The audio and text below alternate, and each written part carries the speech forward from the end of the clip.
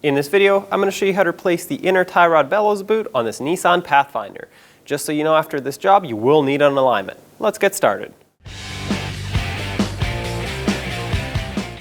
Let's remove the wheel. Use a 21mm socket, take all 5 of your lug nuts off, and then take the wheel off.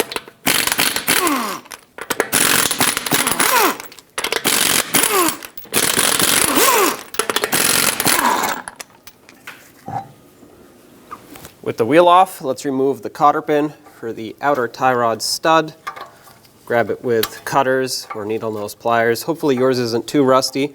Mine is in pretty poor condition, and I'm going to try and make it break free from here. Sometimes they get seized right inside there. In this case, working it back and forth and spraying it with rust penetrant can help. Okay, so it looks like mine broke. That's all right. I'm going to try and get this end to either break or come free so that I can at least take the nut off. We'll deal with it afterwards. I'll try and chisel it, but without damaging the threads.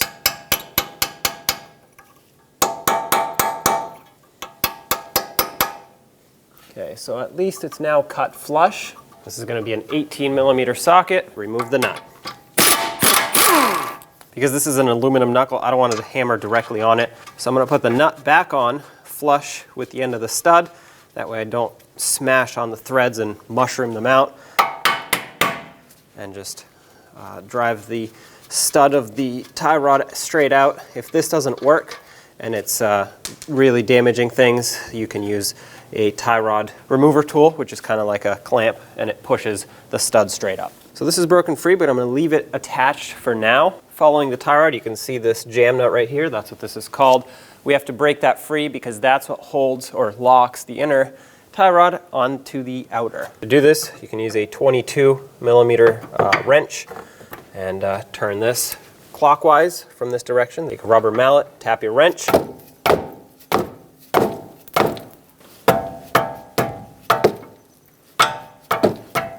In our case, it's pretty stuck, so sometimes it's necessary to apply some heat. Be careful of where you point the flame if you do apply heat.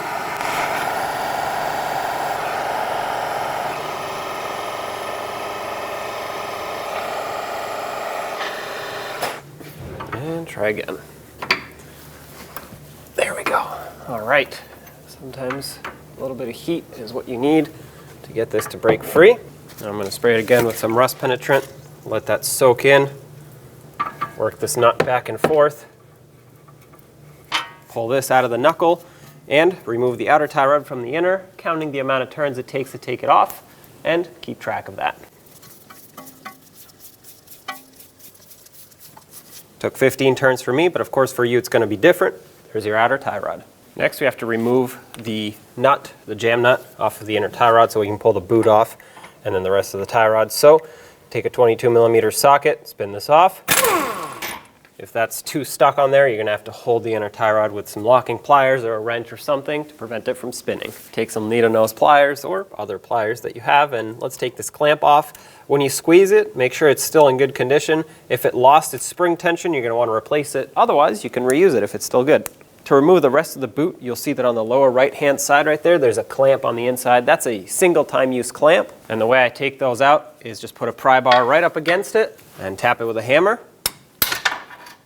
That usually pops them out. There we go.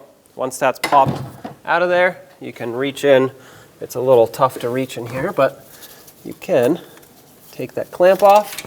Now you can pull the boot away. Throw that clamp away, because like I said, you only use it one time. Now you can grab onto the boot, pop it off, and slide it off the inner tie rod. Take the boot, slide it over all the way, and now we have to get it onto the power steering rack. All right, that's fully bottomed out. What I'm going to do now is take a large wire tie. If you don't have one of those special clamps, you can clamp it with this and secure it down basically. Easiest way to do it is to start the wire tie and then bring it over. I'm going to actually bring it over this way so I can pull straight down on it from underneath the vehicle. Make sure it's sitting on the correct groove there. I'm going to change the direction of that wire tie. It's right over here now. I'm going to take it with pliers, twist it, make it super tight, and now we'll cut off the excess right there. This part's going to be hard to see because I'm going to have to stick my hand in here. All right, excess has been cut off, and now it's nice and secure. When you pull on it, it doesn't fall off. That's exactly what you want. Make sure this boot is still sitting on this little ridge on the inner tie rod. As long as it is, put this clamp back on. Like I said, mine is still in good condition. I'm going to reuse it. Holds this nice and tight. Now let's put the jam nut on. Drive it in most of the way. I already put a little bit of anti-seize on its threads. However, I'm going to add anti-seize to these threads. I'm going to bring the nut back a little and add some over here on the back side. This will make it so that when you install the inner or the outer tie rod, it will not seize on these threads, and this jam nut is also less likely to seize at this point. You can also put some grease on if you don't have anti-seize. And at this point, you can take your outer tie rod. Now get your outer tie rod and let's thread it on the same amount of turns that it took to take it off. Okay, that's it right there for me. I'm going to bring this jam nut closer. I'm not going to tighten it yet. I want to wait until the entire tie rod is into the knuckle. And speaking of that, let's put it into the knuckle. Bring it over, slide it through, and on the other side, you can start the castle nut on. This is still an 18mm socket, so snug it up. The torque for this is only 33 foot-pounds, and after I torque it, because it's a castle nut and we have to put a car pin through it, you want to make sure that the slot lines up, the slot on the castle nut lines up with the stud. If it doesn't, always continue tightening to get it to line up and not loosening. So that's it right there. Looks like I have to go just a little more. So I'm going to stick my cotter pin through, bend it over to lock it in. And there we go. Also, just a tip, if you leave a little bit of wiggle room in it, it's less likely to seize because it can move around instead of rusting because it can't move around. Now take your wrench, and of course, like I said, you will need an alignment after this, but we want to lock in this jam nut so that these two can be locked in, and you can safely drive down the road to get an alignment. So make this nice and snug. A little more.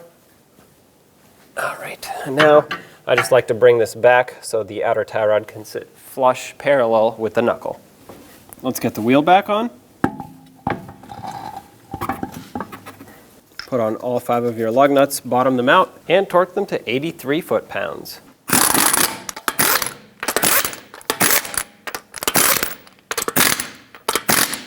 .83 foot-pounds in a cross pattern.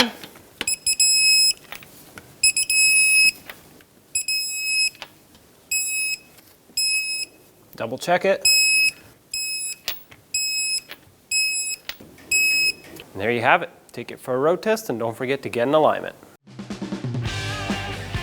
When only the best will do, demand TRQ. The only company that lets you view before you do. TRQ is committed to offering the highest quality aftermarket auto parts that are engineered for peace of mind. Thanks for using and viewing with TRQ.